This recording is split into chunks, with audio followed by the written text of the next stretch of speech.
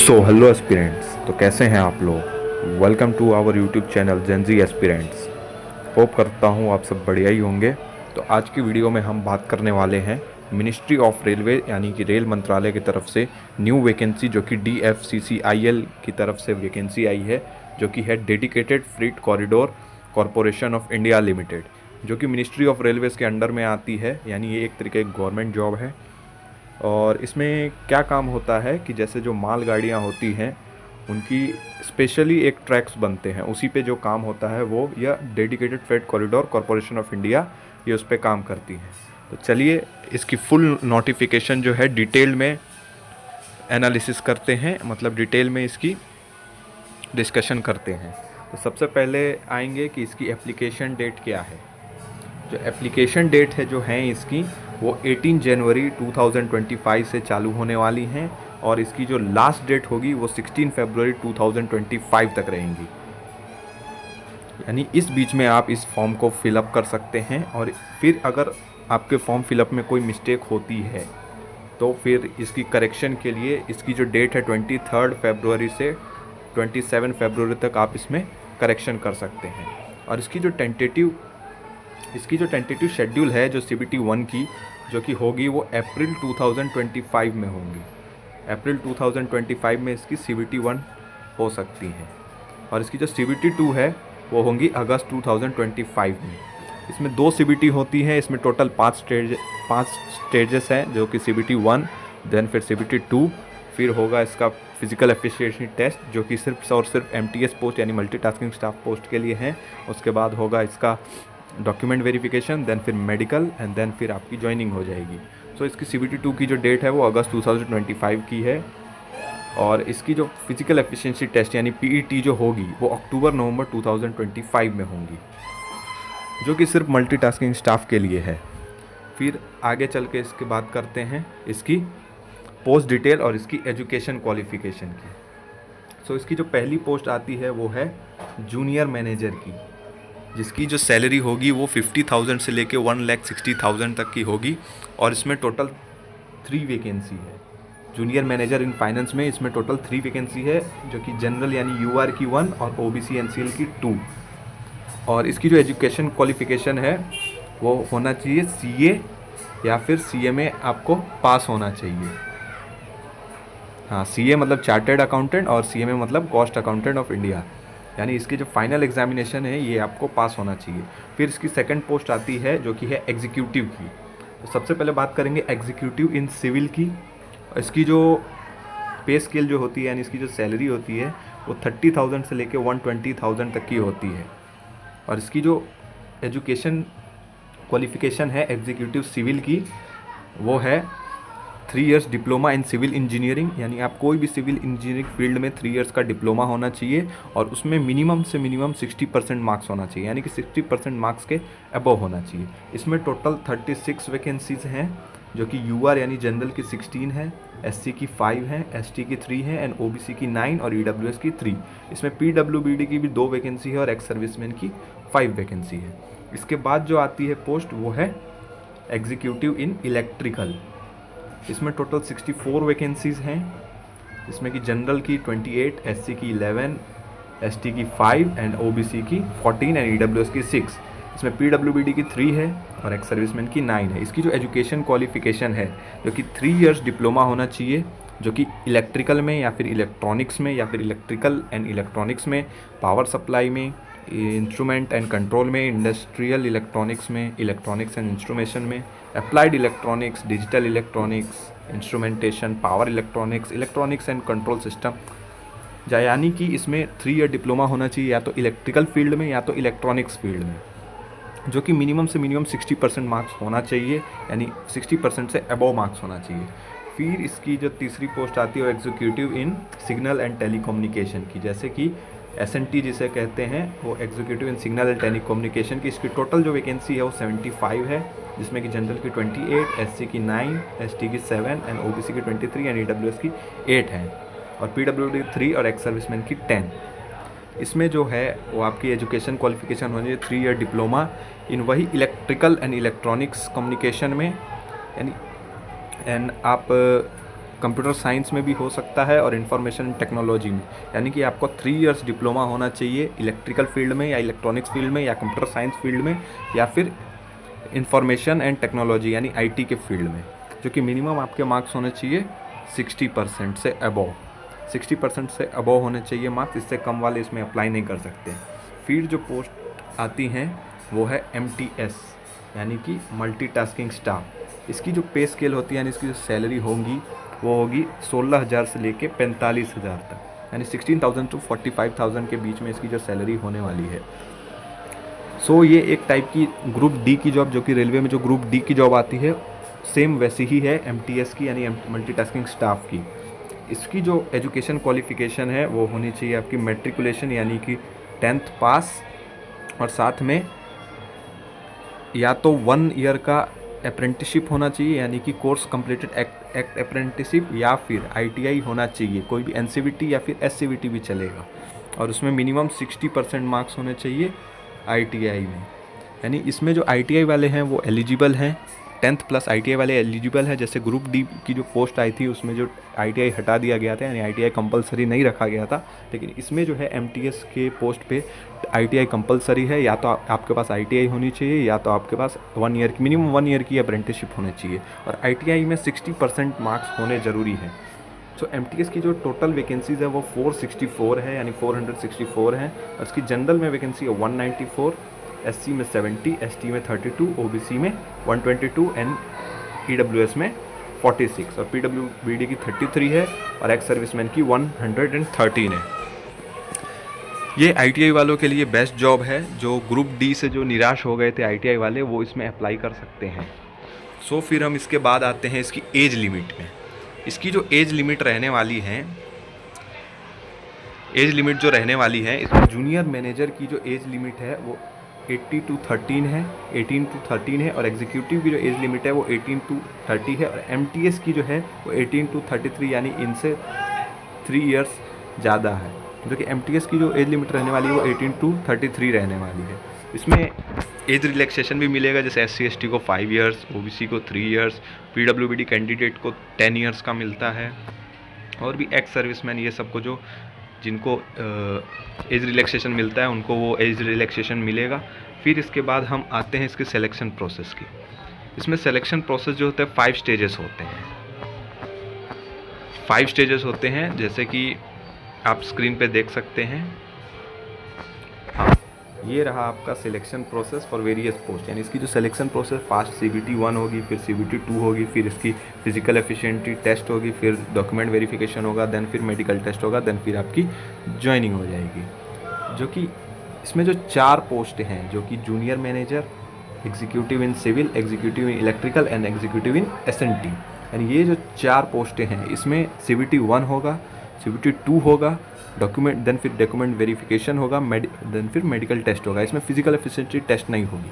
Physical efficiency test जो है वो सिर्फ पोस्ट नंबर 5 यानी कि मल्टीटास्किंग स्टाफ पे रहेगा। इसमें मल्टीटास्किंग स्टाफ में CBT 1 होगा, देन फिर CBT 2 होगा, देन फिर फिजिकल एफिशिएंसी टेस्ट होगा, देन फिर document verification and medical test होगा। ये इसकी सिलेक्शन प्रोसेस रहेगी।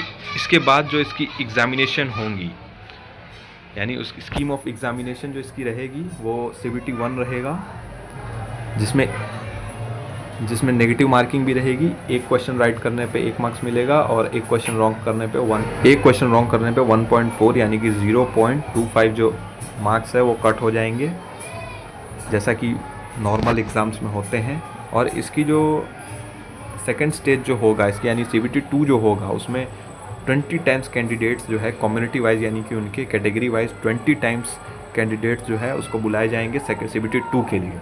और जो कि उसके बाद जो फिजिकल एफिशिएंसी टेस्ट होगा यानी कि जो सिर्फ MTS के लिए है उसमें 3 टाइम्स कैंडिडेट्स जो CBT 2 क्लियर करेंगे उसके 3 टाइम्स कैंडिडेट को बुलाया जाएगा। देन फिर जो इसका डॉक्यूमेंट वेरिफिकेशन और मेडिकल होगा इसमें 1:1 की कैंडिडेट में बुलाए जाएंगे, यानी कि जिन्होंने MTS की पोस्ट पे जिन्होंने फिजिकल एफिशिएंसी टेस्ट क्लियर किया है और जितनी पोस्टें हैं उनके ही रेशियो में कैंडिडेट्स बुलाए जाएंगे। इसके बाद जो बात करें इसकी सिलेबस की जो कि CBT 1 की रहने वाली है वो होगा जैसे जो 100 क्वेश्चन रहेंगे और आपको इसके लिए 90 मिनट्स मिलेगा।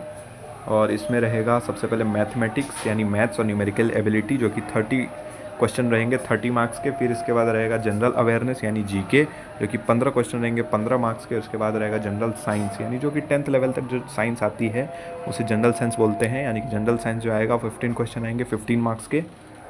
इसके बाद आएगा लॉजिकल रीजनिंग यानी जनरल इंटेलिजेंस जो 30 क्वेश्चन आएंगे 30 मार्क्स के। और इसमें जो है वो एक्स्ट्रा ये जो है जो नॉलेज अबाउट रेलवेज़ और DFCCI है, यानी रेलवेज़ के बारे में जो क्वेश्चन रहेंगे वो 10 क्वेश्चन रहेंगे 10 मार्क्स के। ये जो टोटल रहने वाला है ये 100 मार्क्स का रहेगा। इसके लिए आपको 90 मिनट्स मिलेंगे। और इसकी जो CBT 2 की जो इसका जो सिलेबस है, CBT 2 में इसमें 120 क्वेश्चन रहेंगे 120 मार्क्स के, जो कि आपको इसमें 120 मिनट्स मिल जाएगा। इसमें 120 मिनट्स मिलेगा 120 क्वेश्चंस करने के लिए। इसका जो सिलेबस है वो CBT 2 का जो सिलेबस है वो 120 क्वेश्चन रहेंगे और ये पोस्ट वाइज डिफ़र करता है। जैसे कि जूनियर मैनेजर इन फाइनेंस जो है इसमें पार्ट 1 रहेगा 24 क्वेश्चन की, जिसमें GK GS ये सब आएगी, यानी कि GK और रीजनिंग आएंगी। और फिर पार्ट 2 में 96 क्वेश्चन रहेगा। और यही जो एग्जीक्यूटिव इन सिविल में जो रहेगा इसमें पार्ट 1 में 24 क्वेश्चन और पार्ट 2 में 96 क्वेश्चन। जैसा कि आप स्क्रीन पे अपना अपना जो जिस पोस्ट के लिए एलिजिबल है उसके लिए अपना अपना सिलेबस देख लेना। और एग्जीक्यूटिव इलेक्ट्रिकल में part 1 24 question, part 2 96 question. Same to same वैसा ही सिग्नल एंड टेलीकम्युनिकेशन में भी है। और MTS की जो है वो सेम टू सेम, यानी पूरा जो है जो CBT 1 का जो सिलेबस है वही रहने वाला है। जैसे कि GK, maths, general intelligence, reasoning, general science and knowledge about railways, यानी जैसा CBT 1 रहेगा वैसा ही CBT 2 भी रहने वाला है। और इसमें CBT 2 में बस इतना फ़र्क रहेगा कि ये 120 मार्क्स का होगा और इसमें 120 मिनट्स मिलेंगे। उसके बाद जो होगा जो कि फ़िज़िकल एफिशिएंसी टेस्ट, उसके बारे में बात करें तो उसकी जो फ़िज़िकल एफिशिएंसी टेस्ट जो होने वाली है वो मेल कैंडिडेट्स के लिए रहेगा। 35 kg उठा के आपको 100 मीटर की डिस्टेंस में 2 मिनट में ओनली 1 चांस मिलेगा। इसमें आपको कवर करना है 35 kg 100 मीटर इन 2 मिनट्स और ओनली 1 चांस मिलेगा। इसमें आपको वेट नीचे नहीं रखना, जैसा कि आप रेलवेज़ ग्रुप D में जो फिज़िकल टेस्ट होता है सेम टू सेम वैसा ही इसमें भी है। ये भी एक मिनिस्ट्री ऑफ रेलवेज़ के अंडर ही आता है, इसके लिए ये सेम टू सेम वैसा ही है। और साथ ही में आपको 1000 मीटर यानी 1 किलोमीटर रन करना रहेगा 4 मिनट्स 15 सेकेंड्स में, जैसा कि आपकी रनिंग ग्रुप D में होती है सेम टू सेम वैसा ही है। और फीमेल्स की बात करें तो इसमें उनके लिए रहेगा 20 kg वेट उठा के आपको 100 मीटर रन करना है इन 2 मिनट्स और इसमें भी ओनली 1 चांस ही मिलेगा। और उनको जो है 1000 मीटर यानी 1 किलोमीटर 5 मिनट्स 40 सेकंड में कवर करना है। इसके बाद जो इसके में बात करें डॉक्यूमेंट्स जो कि DV के लिए ज़रूरी होंगे वो स्क्रीन पे आप देख सकते हैं। और इसमें जो है स्टैंड बाई नहीं रहेगी, यानी कि जो जैसे वेटिंग लिस्ट जो जारी होती थी रेलवेज़ के द्वारा वो इसमें नहीं रहेंगी। और इसकी जो डॉक्यूमेंट्स जो होंगे वो डॉक्यूमेंट वेरिफिकेशन के टाइम पे जो आपको डॉक्यूमेंट्स लगेंगे उनकी लिस्ट ये रही। 10th की जो है मार्कशीट और सर्टिफिकेट आपको लगेंगे डेट ऑफ बर्थ वेरीफाई करने के लिए। और फिर सेकंड जो लगेगा वो आपका certificate for SC ST OBC या फिर जो जिस कैटेगरी में आता है उसका सर्टिफिकेट लगेगा। जनरल वालों के लिए कोई सर्टिफिकेट नहीं लगेगा। और फिर अगर कोई किसी पे डिपेंडेंट है तो उसका डिपेंडेंट सर्टिफिकेट लगेगा। OBC वालों के लिए नॉन क्रीमी लेयर का सर्टिफिकेट लगेगा। EWS वालों के लिए valid income and asset certificate लगेगा, जो कि 1 ईयर से पुराना नहीं होना चाहिए। खास ये बात पे ध्यान रखना है, 1 ईयर से पुराना नहीं होना चाहिए। और फिर जैसे कि जो जिस पोस्ट के लिए अप्लाई करता है वो अगर डिप्लोमा किया हो या डिग्री किया हो या फिर ITI किया हो, उसकी जो फाइनल जो सर्टिफिकेट है फाइनल सर्टिफिकेट वो लगेगा। और मार्कशीट भी सारे सेमेस्टर की मार्कशीट लगेंगी उनकी। और अगर कोई कॉलेज जैसे यूनिवर्सिटी जो CGPA देते हैं ये सब देते हैं उसको परसेंटेज में कन्वर्ट करके आपको फॉर्म फिलअप करना है। फिर उसके बाद जो डॉक्यूमेंट्स लगेगा, अगर जिनके पास जैसे डिग्री नहीं है तो उनको प्रोविज़नल डिग्री भी एक्सेप्ट हो जाएगा। और भी कोई जो उसके बाद जो लगेगा आपका print out of admit card, यानी एडमिट कार्ड का प्रिंट आउट निकलवाना है। और 5 कलर्ड पासपोर्ट साइज फ़ोटो लगेंगी, आधार कार्ड लगेगा, पैन कार्ड लगेगा। अगर आपके पास पैन कार्ड नहीं है तो अगर पैन कार्ड नहीं है तो एक्नॉलेजमेंट की रिसिप्ट आपको देनी रहेंगी, और जो अदर कोई सर्टिफिकेट जो स्पेसिफाइड रहेगा डॉक्यूमेंट वेरिफिकेशन के टाइम, वो सब डॉक्यूमेंट्स लगने वाले हैं। फिर बात करें इसकी एग्ज़ामिनेशन सिटी की, जो कि एग्ज़ामिनेशन जहाँ पे होने वाला है, जैसे कि CBT 1 जो होगा वो आपका होगा आगरा, अहमदाबाद, अजमेर, अमृतसर, बेंगलोर, भोपाल, भुवनेश्वर, बीकानेर, चंडीगढ़, मोहाली, चेन्नई, कटक, दिल्ली NCR, धनबाद, गांधीनगर, गुवाहाटी, ग्वालियर, हैदराबाद, जबलपुर, जयपुर, जोधपुर, कानपुर, कोलकाता, लखनऊ, मेरठ, मुंबई, मुजफ्फरपुर, मैसूर, नागपुर, नासिक, पटना, प्रयागराज, पुणे, रायपुर, रांची, सिलीगुड़ी, सूरत, तिरुवनंतपुरम, वडोदरा, वाराणसी एंड विशाखापट्टनम। ये सब जो सिटीज़ हैं वो CBT 1 के लिए सिटीज़ रहने वाली है। और जो CBT 2 जो होगा, वो CBT 2 जो होने वाला है, CBT 2 जो होने वाला है वो कोलकाता, दिल्ली NCR, मुंबई और चेन्नई, ये 4 जगह होने वाली है। अगर फॉर्म ज़्यादा फिलअप नहीं होते हैं तो ये सिर्फ और सिर्फ दिल्ली में होने वाला है, नहीं तो ये 4 जगह आपकी CBT 2 यानी सेकंड स्टेज CBT 2 होगा। और जो फिज़िकल एफिशिएंसी टेस्ट जो है, जो कि सिर्फ MTS के पोस्ट के लिए है, वो सिर्फ और सिर्फ दिल्ली में होने वाली है, वो सिर्फ और सिर्फ दिल्ली में होने वाली है। और इसकी जो एग्ज़ामिनेशन फ़ीस रहेंगी, जो कि पोस्ट वाइज है, जो कि जूनियर मैनेजर एग्जीक्यूटिव की जो रहेगी, उसकी एप्लीकेशन फ़ीस 1000 रुपीज़ है, और मल्टीटास्किंग स्टाफ के लिए 500 रुपीज़ है, जो कि सिर्फ और सिर्फ UR, OBC और EWS के लिए, बाकी किसी की फ़ीस नहीं लगने वाली इसमें। अगर आपका फॉर्म भरते समय कोई मिस्टेक हो जाता है तो उसको आप मॉडिफाई भी कर सकते हैं, जो कि मॉडिफिकेशन फ़ीस आपका 100 रुपीज़ रहेगा। तो ये थी हमारी detailed discussion about the post DFCCIL, यानी कि dedicated freight corridor corporation of India limited, जो कि अंडर आती है मिनिस्ट्री ऑफ रेलवेज़ की, यानी ये एक टाइप की गवर्नमेंट जॉब है जिसमें आप अप्लाई कर सकते हैं। और इसकी एप्लीकेशन डेट खास कर ध्यान रखिए, जो कि है